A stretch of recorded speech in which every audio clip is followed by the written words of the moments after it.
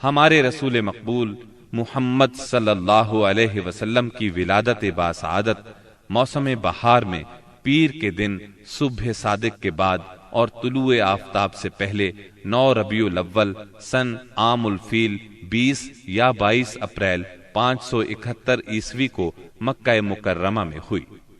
پیر کا دن آپ کی مبارک زندگی میں بڑی اہمیت کا حامل ہے۔ سیدنا ابن عباس رضی اللہ عنہ فرماتے ہیں کہ آپ پیر کو پیدا ہوئے، پیر کے دن آپ کو نبوت سے سرفراز فرمایا گیا، سوموار ہی کو مکے سے مدینے کی طرف ہجرت کے لیے نکلے، سوموار ہی کو آپ مدینہ منورہ تشریف لائے اور آپ نے پیر ہی کے دن اس دار فانی کو خیر باد کہا۔ آپ کے پیدا ہوتے ہی آپ کے دادا عبد المطلب آپ کو گود میں اٹھا کر خانہ کعبہ میں لے گئے، آپ کے لیے دعا کی اور محمد نام رکھا۔ پوتے کی پیدائش کی خوشی میں 7ویں دن اپنے قبیلے کی دعوت کی۔ لوگوں نے آپ کے دادا سے پوچھا، آپ نے نومولود کا نام دوسرے لوگوں کے ناموں جیسا کیوں نہیں رکھا؟ انہوں نے جواب دیا، میں چاہتا ہوں میرے پوتے پر اس نام کا اثر پڑے اور میرا پوتا تعریف و توصیف حاصل کرے۔ آپ کی والدہ سیدہ آمنہ نے آپ کا نام احمد رکھا۔ انجیل میں بطور پیشگوئی آپ کے 2 نام آئے ہیں، فارقلید اور منہمنا۔ قرآن مجید کی سورہ انبیاء آیت 107 میں اللہ تعالیٰ نے آپ کو رحمت للعالمین کہا ہے، وَمَا أَرْسَلْنَاكَ إِلَّا رَحْمَةً لِلْعَالَمِينَ، یعنی ہم نے آپ کو تمام جہانوں کے لیے رحمت بنا کر بھیجا ہے۔ آپ کا نسب نامہ اس طرح ہے: محمد بن عبداللہ بن عبد المطلب بن ہاشم بن عبد مناف بن قصی بن کلاب بن مرہ بن کعب بن لعی بن غالب بن فہر بن مالک بن نظر بن کنانہ بن خزیمہ بن مدرکہ بن الیاس بن مزر بن نزار بن معد بن عدنان۔ اس بات پر سب کا اتفاق ہے کہ عدنان سیدنا اسماعیل علیہ السلام کی نسل سے ہیں، لیکن دونوں کے درمیان میں کتنی پشتیں ہیں اور ان کے نام کیا کیا ہیں، اس میں بہت اختلاف پایا جاتا ہے۔ آپ کی والدہ کا نام سیدہ آمنہ تھا۔ سیدہ آمنہ کے والد وہب بن عبد مناف بن زہرہ بن کلاب تھے۔ یہ وہی کلاب ہیں جو والد کی طرف سے بھی نبی صلی اللہ علیہ وسلم کے نسب نامے میں آتے ہیں۔ ان کا اصل نام عروہ یا حکیم تھا، لیکن کتوں کے ذریعے بکثرت شکار کھیلا کرتے تھے، اس لیے کلاب کے نام سے مشہور ہو گئے۔ عربی میں کلاب کتوں کو کہتے ہیں۔ آپ اسماعیل علیہ السلام کی اولاد میں سے ہیں۔ اسماعیل علیہ السلام کی خاطر جب اللہ تعالیٰ نے زمزم کا کنواں جاری کیا تو قبائل جرہم اور ایاد کے خانہ بدوش عرب سیدہ ہاجرہ کی اجازت سے وہاں آ کر رہائش پذیر ہوئے۔ کعبے کے متولی اسماعیل علیہ السلام اور ان کی اولاد رہی۔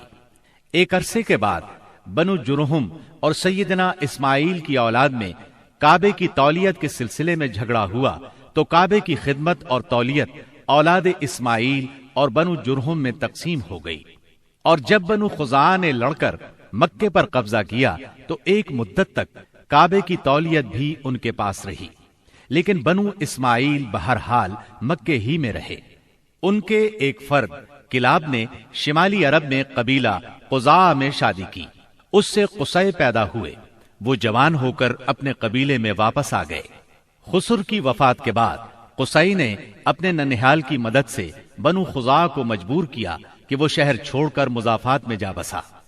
بنو خزاعہ کے سردار نے کعبے کے قیمتی چڑھاووں کو زمزم کے کنویں میں ڈال کر اس کو پاٹ دیا اور کنواں غائب ہو گیا۔ پھر قصی کو بہت بڑا اقتدار حاصل ہوا، اس کی اولاد پھلی پھولی اور اسے قوم کا بہت بڑا سردار تسلیم کیا گیا۔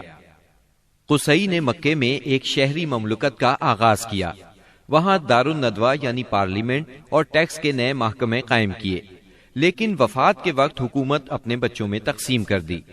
کسی کو کعبے کی رکھوالی سونپی، کسی کو چابی دی، کسی کو فوج کی قیادت تو کسی کو ٹیکس کا حساب کتاب سونپا۔ بعد کی نسلوں میں انتظامات کی مزید تقسیم در تقسیم ہوئی۔ آغاز اسلام کے وقت وہاں 10 سرداروں کی ایک مجلس کار فرما نظر آتی تھی۔ قصی کے 4 بیٹے تھے، ان میں عبد مناف بڑے نامور اور صاحب عزت ہوئے۔ عبد مناف کے بھی 4 بیٹے تھے، ان میں ہاشم شہرت میں سبقت لے گئے۔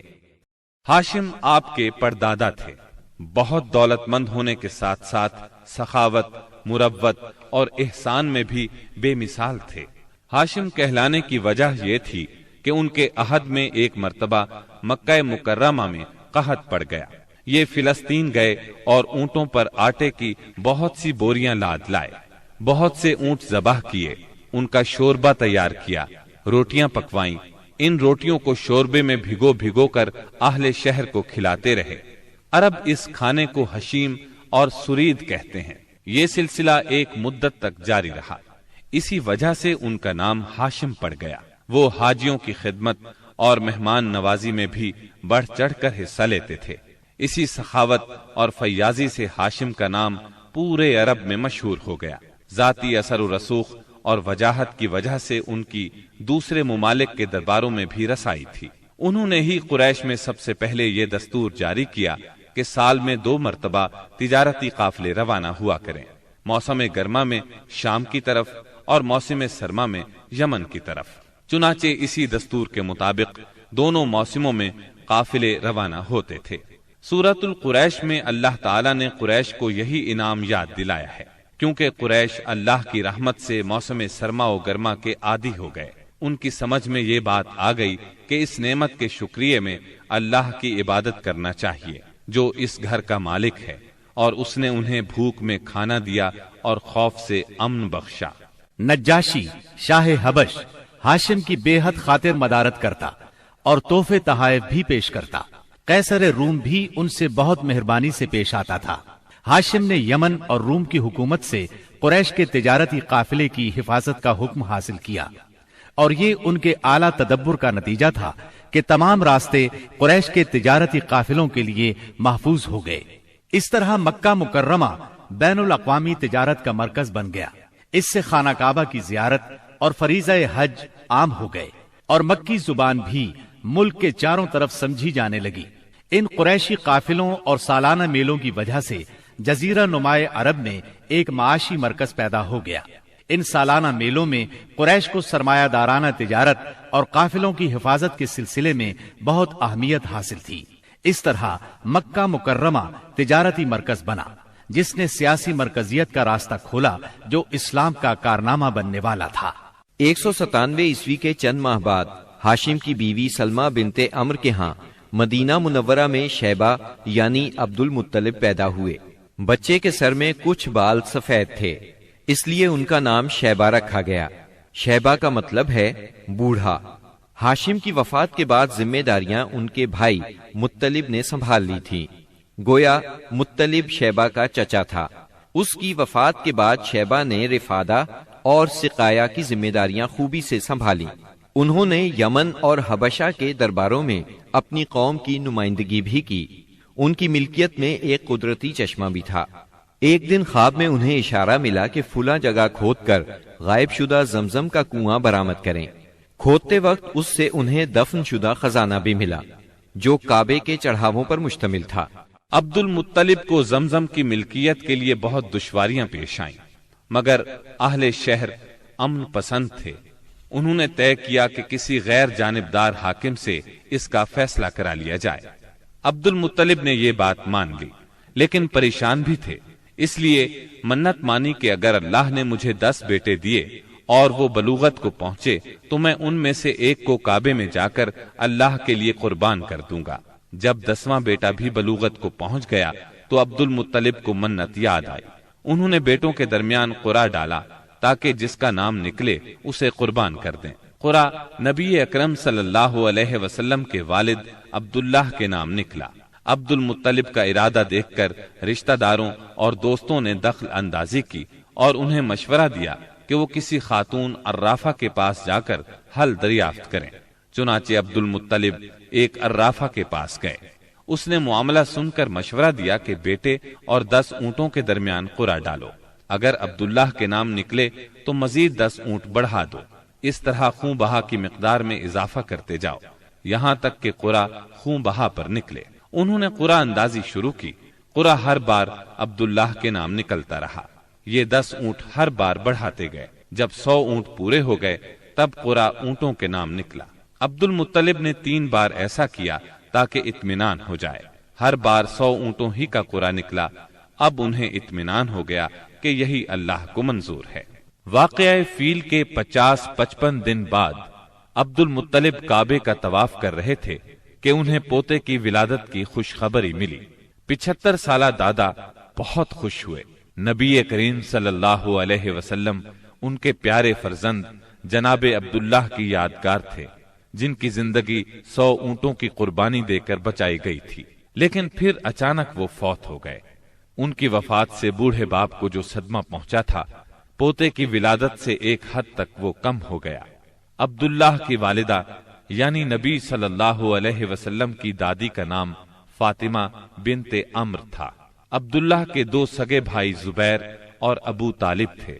بی بی آمنہ سے نکاح کے بعد عبداللہ نے رواج کے مطابق 3 دن تک سسرال میں قیام کیا۔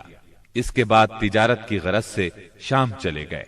واپسی پر یثرب یعنی مدینہ منورہ میں ٹھہرے تاکہ اپنے والد کے حکم کے مطابق کھجوروں کا سودا کریں۔ مدینہ منورہ ہی میں قیام کے دوران وہ بیمار ہو گئے۔ آپ کی بیماری کی خبر مکہ پہنچی تو عبد المطلب نے فوراً اپنے بڑے بیٹے حارث کو عبداللہ کی خبر گیری کے لیے مدینہ روانہ کیا۔ حارث مدینہ پہنچے تو معلوم ہوا 1 ماہ بیمار رہنے کے بعد عبداللہ انتقال کر گئے ہیں۔ انتقال کے وقت انہوں نے 5 اونٹ، چند بکریاں اور 1 باندی چھوڑی، جس کی کنیت ام ایمن اور نام برکت تھا۔ عبداللہ کا انتقال اپنے پیغمبر بیٹے کی ولادت سے چند ماہ پہلے ہی ہو گیا تھا۔ گویا آپ صلی اللہ علیہ وسلم شکم مادر ہی میں یتیم ہو گئے تھے۔ آپ کی والدہ سیدہ آمنہ طہارت نفس، شرافت، عزت، عفت، عصمت اور پاک بازی میں بے مثال تھی۔ اپنی قوم میں سیدۃ النساء کے لقب سے مشہور تھیں۔ ددھیال اور ننہیال دونوں کے اعتبار سے آپ عرب کے بہترین قبیلے اور بہترین قوم میں سے تھیں۔